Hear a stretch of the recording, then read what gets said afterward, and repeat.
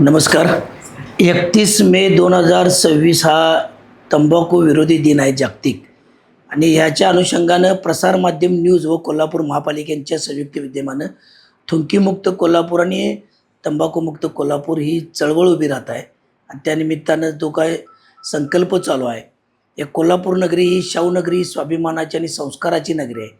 या नगरीमध्ये उघड्यावर थुंकणे, तंबाखू खाऊन, मावा खाऊन, पान खाऊन कुठेही कशाही पद्धतीनं घाणेरडं आणि विक्षिप्तपणे थुंकून जी एक दुर्गंधीयुक्त जे कृती केली जाते, हे थांबलं पाहिजे. आणि ह्यासाठी हे जे प्रसारमाध्यम कोल्हापूर महापालिकेच्या माध्यमातून एक सामाजिक योगदान देऊन जी चळवळ उभी करत आहे, त्याला आमच्या काँग्रेस आघाडीच्या वतीनं शुभेच्छा आहेत.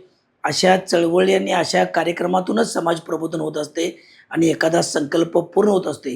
कोल्हापूर शहर आणि कोल्हापूरकरांना माझी विनंती आहे की आपण या मोहिमेमध्ये सहभागी व्हा.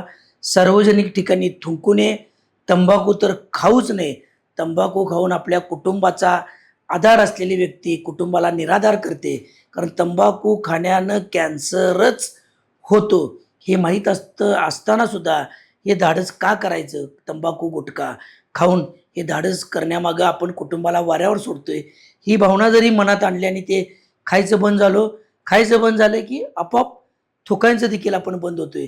त्यामुळे या योगदानाला आणि या उपक्रमाला आमच्या वतीनं शुभेच्छा.